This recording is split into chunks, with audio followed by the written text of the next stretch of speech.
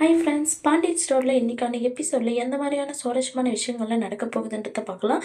வாங்க வீடியோக்குள்ளே போகலாம். இங்கே பார்த்தீங்கன்னா பழனி பார்த்தீங்கன்னா பாண்டியனோட வீட்டுக்கு வராங்க. அப்போ பாண்டியன் பார்த்தோன்னே, டேய் வாடா, ஏன்டா அங்கேயே நிற்கிற அப்படின்னு சொல்லி கூப்பிட்றாங்க.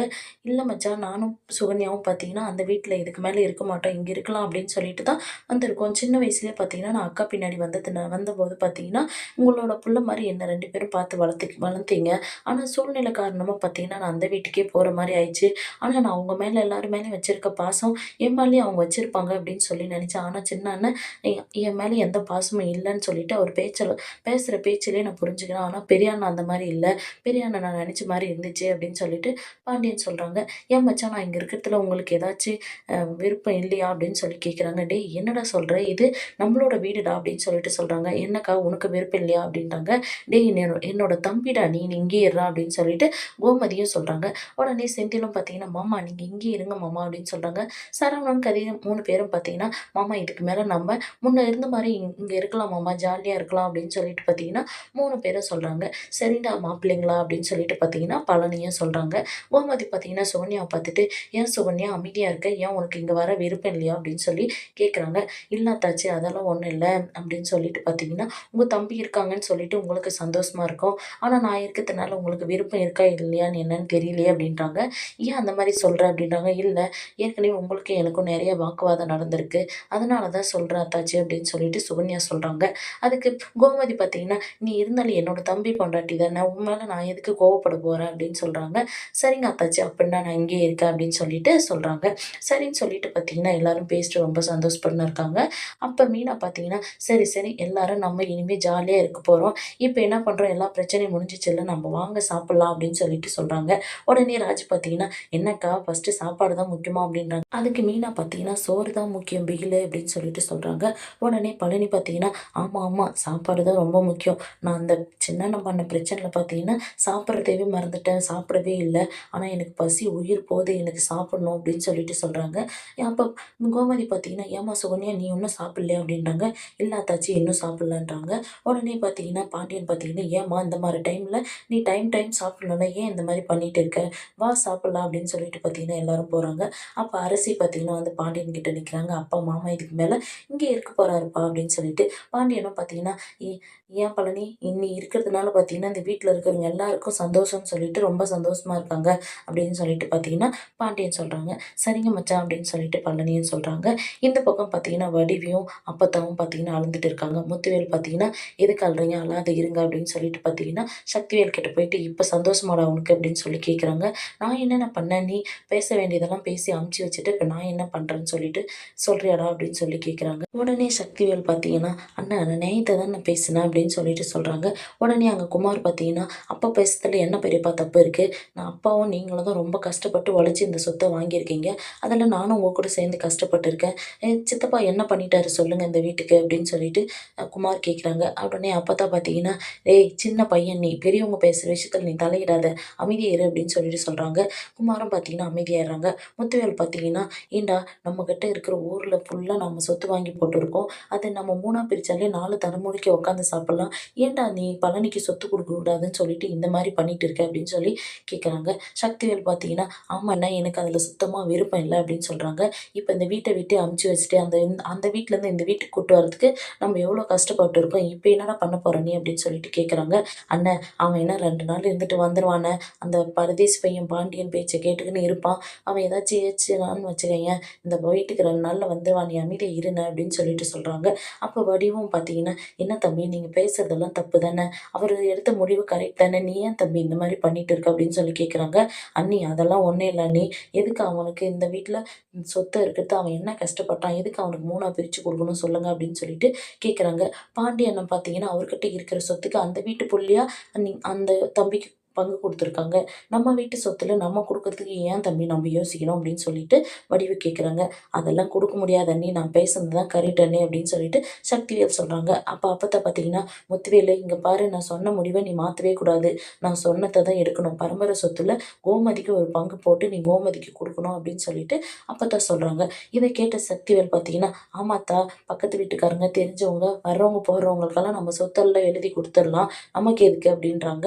உடனே வடிவு பார்த்தீங்கன்னா, "என்ன தம்பி நீங்க போய் பேசிட்டு இருக்கீங்க? வரவங்க போறவங்களுக்கெல்லாமா அத்தை சொத்து எழுதி வைக்க சொல்லி சொல்றாங்க. உங்க கூட பொறந்தவங்களுக்கு தானே சொல்லி சொல்றாங்க தம்பி" அப்படின்னு சொல்லிட்டு வடிவு சொல்றாங்க. உடனே சக்திவேல் பார்த்தீங்கன்னா, "அதெல்லாம் முடியாது அண்ணி" அப்படின்னு சொல்றாங்க. அப்போ முத்துவேல் பார்த்தீங்கன்னா, "இங்க பாரு சக்தி, சொத்து விஷயத்துல நீ ரொம்ப தலையிட்டுட்ட. நீ பழனிய ரொம்ப அதிகமா பேசிட்ட. இனிமே நீ அந்த விஷயத்துல எதுவுமே தலையிடக்கூடாது. சொத்து விஷயத்துல நான் சொன்னது தான் நடக்கும். நம்ம சொத்துல நம்ம 3ஆ பிரிச்சு பழனிக்கு ஒரு பங்கு குடுக்க போறோம். நீ முடியாதுன்னு சொல்லிட்டு சொல்றியா? நான் பார்த்தீங்கன்னா, கோமதிக்கு பார்த்தீங்கன்னா, என்னோட சொத்துலேருந்து நான் பிரிச்சு குடுக்குற மாரி இருக்கும். நீ இதுக்கு மேல சொத்து விஷயத்துல எந்த அ பேச்சும் நீ பேசக்கூடாது" அப்படின்னு சொல்லிட்டு சொல்றாங்க. "அதையும் மீறி நீ பேசுனேன்னா நான் மனுஷனாவே இருக்க மாட்டேன். போயிட்டு ஒழுங்கா உன்னோட வேலைய பாரு. சொத்து விஷயத்துல நீ இதுக்கு மேல வாயே தொறக்கக்கூடாது. வாய மூடிட்டு தான் இருக்கணும்" அப்படின்னு சொல்லிட்டு முத்துவேல் சொல்லிட்டு அங்கருந்து போயிடுறாங்க. சக்திவேல் பார்த்தீங்கன்னா, என்ன பேசுறதுன்னு தெரியாம அமைதியாவே நிக்கிறாங்க கோவமா. இந்த பக்கம் பார்த்தீங்கன்னா, பாண்டியன் கடையில இருக்காங்க. சரவணன் இருக்காங்க. அப்ப பாண்டியன் பார்த்தீங்கன்னா, சரவணன் கிட்ட "ஏன்டா அந்த கார்த்திகேயன் பத்தி விசாரிக்க சொன்னேன், விசாரிச்சா?" அப்படின்னு சொல்லி கேட்குறாங்க. "விசாரிக்கிறேன்ப்பா. இப்ப டெலிவரி எல்லாம் இருந்துச்சு. அதுதான் பார்த்துட்டு வந்தேன். இனிமே விசாரிக்கிறேன்ப்பா" அப்படின்றாங்க. அதுக்கு பாண்டியன் பார்த்தீங்கன்னா, "விசாரிச்சுட்டு நல்ல குடும்பமா இருந்தா நம்ம பொண்ணு பார்க்க வர சொல்லலாம்டா" அப்படின்னு சொல்லிட்டு பேசிட்டு இருக்காங்க. அங்க பார்த்தீங்கன்னா, செந்தில் வராங்க. "என்னடா சரவணா, நெறைய விஐபி கஸ்டமர் எல்லாம் நம்ம கடைக்கு வந்திருக்கிற மாரி இருக்கு. என்னன்னு கேட்டு பார்றா" அப்படின்னு சொல்லிட்டு சொல்றாங்க. அதுக்கு சரவணன், "ஏன்பா நம்ம தம்பி தான் வந்திருக்கு. கடைக்கு வந்தது தப்பா?" அப்படின்னு சொல்லி கேட்குறாங்க. "இல்ல, வீட்ல எந்த மிட்டத்த பார்த்துன்னே படுத்துன்னு இருக்க முடியாது. எந்த வேலை வெட்டியும் இல்லல்ல. நம்மளா வெத்தல பாக்கு வச்சு கடைக்கு கூப்பிட்டாலே வரமாட்டான். இப்ப அவனா வந்திருக்கான்ல. அதனால தான் கேட்டேன்" அப்படின்னு சொல்றாங்க.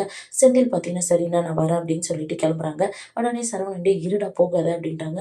"ஏன்பா கடைக்கு தானே வந்திருக்கு தம்பி. ஏன்பா இந்த மாரி பேசுற?" அப்படின்றாங்க. "ஏதோ ஒண்ணு பண்ணுங்கடா. சரி கடைய பார்த்துக்க நான் வரேன்" அப்படின்னு சொல்லிட்டு பார்த்தீங்கன்னா, அங்கருந்து பாண்டியன் கிளம்பிடுறாங்க.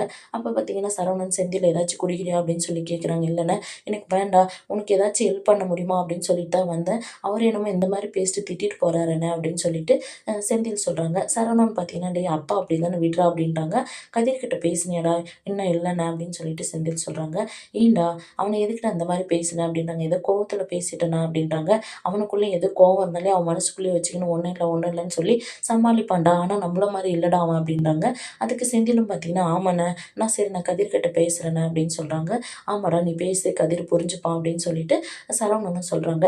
வீட்ல பார்த்தீங்கன்னா, பழனி பார்த்தீங்கன்னா, அரிசி கிட்ட கடையோட கணக்கு வழக்க பார்க்க சொல்லிட்டு இருக்காங்க. அதுக்கு அ ராஜு பார்த்தீங்கன்னா, "ஏன் சித்தப்பா, சித்தி கணக்கு வழக்கு பார்க்க சொல்லாம அரிசிய பார்க்க சொல்லியிருக்கீங்க. சித்தி எதுவும் திட்ட மாட்டாங்களா?" "அவலாம் ஒண்ணும் திட்டமாட்டா. மாசமா இருக்கிறதுனால அவ ரொம்ப டயர்டா இருக்கா. இந்த விஷயத்தெல்லாம் அவ எடுத்துக்கிறதில்ல" அப்படின்னு சொல்லிட்டு இருக்காங்க. "சரிங்க சித்தப்பா" அப்படின்னு சொல்லிட்டு பார்த்தீங்கன்னா, ராஜி அங்கருந்து போயிடுறாங்க. அப்ப அரிசி பார்த்தீங்கன்னா, "சரி, சரி மாமா, கணக்கு வழக்கு பார்த்ததுக்கு எனக்கு அமௌண்ட் குடுங்க" அப்படின்றாங்க. "அப்படியா? இந்தா" அப்படின்னு சொல்லிட்டு குடுக்குறாங்க. அதுக்கு மீனா பார்த்தீங்கன்னா, "ஏன் ஏன் அரிசி உங்க அப்பா கணக்கு வழக்கு பார்க்க சொன்னா காசு வாங்க மாட்டேற, உங்க மாமா கிட்ட வாங்குற" அப்படின்னு சொல்லிட்டு கேட்குறாங்க. "அப்பா அப்பப்ப பாக்கெட் மணி குடுக்குறாரு. நான் வேணும்னா அப்பா பாக்கெட்ல எடுத்துக்கிறேன். ஆனா மாமா கிட்ட அந்த மாரி வாங்க முடியுமா? அதுதான் வரும்போது வரவு வச்சுக்க வேண்டியது தான்" அப்படின்னு சொல்லிட்டு அரிசி சொல்றாங்க. மீனா பார்த்தீங்கன்னா, "ஆமா, இந்த வீட்ல நீ தான் செழிப்பா வாழ்ற போல" அப்படின்றாங்க. "அண்ணி கண்ணு வச்சுட்டு போறீங்க. அப்புறம் எனக்கு எதுவும் பணம் எதுவும் வராம போயிடும்" அப்படின்னு சொல்லிட்டு அ அரிசி சொல்றாங்க. இந்த பக்கம் பார்த்தீங்கன்னா, செந்திலும் சரவணும் கடையிலேருந்து வந்துடுறாங்க. அப்ப அங்கருந்து ராஜி பார்த்தீங்கன்னா, எழுந்து அமைதியா உள்ள போறாங்க. "ஏம்மா ராஜி போற உட்காரு" அப்படின்னு சொல்லிட்டு சரவணன் சொல்றாங்க. "இல்ல மாமா" அப்படின்றாங்க. அதுக்கு "ஏம்மா என் மேல கோவமா இருக்கியாப்பா?" அப்படின்னு சொல்லிட்டு செந்தில் கேட்குறாங்க. "அதெல்லாம் ஒண்ணும் இல்ல" அப்படின்னு சொல்லிட்டு மீனா சொல்றாங்க. "ஏன் மீனா, நீ என்கிட்ட அது கோவமா பேசுது. ஏன் என்னன்னு கேட்க மாட்றியா?" அப்படின்னு சொல்லிட்டு கேட்குறாங்க. "உங்க பிரச்சனை நீங்களே பார்த்துக்கோங்க" அப்படின்னு சொல்லிட்டு மீனா சொல்றாங்க. "ஏம்மா சொல்லுமா, என்ன விஷயம்? நீங்க என்னோட புருஷன பத்தி பேசுனது தப்பு தானே" அப்படின்னு சொல்லிட்டு ராஜி கேட்குறாங்க. அதுக்கு செந்தில் பார்த்தீங்கன்னா, "ஆமாம்மா, நான் பேசுனது தப்பு தான். எனக்கு புருஷனாகறதுக்கு முன்னே அவன் என்னோட தம்பி. என்னோட தம்பி பேசுறதுக்கு எனக்கு உரிமை இல்லையா?" அப்படின்னு சொல்லிட்டு செந்தில் கேட்குறாங்க. "உரிமைலாம் இருக்கு மாமா. நீங்க பணத்து விஷயத்த பேசுனது ரொம்ப தப்பு மாமா" அப்படின்னு சொல்லிட்டு அங்கருந்து ராஜி போயிடுறாங்க. அப்ப பார்த்தீங்கன்னா, சரவணன் பார்த்தீங்கன்னா, "டேய் இப்ப வந்து நான் உன்ன பத்தி எதனா பேசினே இருந்தா பார்த்தீங்கன்னா, மீனா கோவம் வருமா வராதா? அந்த மாரி தான்டா ராஜிக்கு கோவம். ராஜியோட கோவம் நியாயமா தான்டா இருக்கு" அப்படின்னு சொல்லிட்டு சொல்றாங்க. அப்ப பார்த்தீங்கன்னா, சரவணன் பார்த்தீங்கன்னா, "டேய் நீ கதிர்கிட்ட பேசுடா எதா இருந்தாலும்" அப்படின்னு சொல்லிட்டு சொல்றாங்க. மீனா கிட்ட பார்த்தீங்கன்னா, "ஏன் மீனா அந்த பொண்ணு அப்படி பேசும்போது நீ எனக்கு எதுவுமே சப்போர்ட் பண்ணாம இருக்க" அப்படின்னு சொல்லிட்டு கேட்குறாங்க. அதுக்கு "நான் தான் முன்னயே சொல்லிட்டேனேங்க, நீயாச்சு அவங்களாச்சு உங்க விஷயத்துல நான் தலையிட மாட்டேன்" அப்படின்னு சொல்லிட்டு மீனா சொல்றாங்க. இந்த மாரி தான் முடிச்சிருக்காங்க. அடுத்து எந்த மாரியான சுவாரஸ்யமான விஷயங்கள்லாம் நடக்க போகுதுன்றத நம்ம அடுத்து வர எபிசோட்ல பார்க்கலாம். வெயிட் பண்ணுங்க.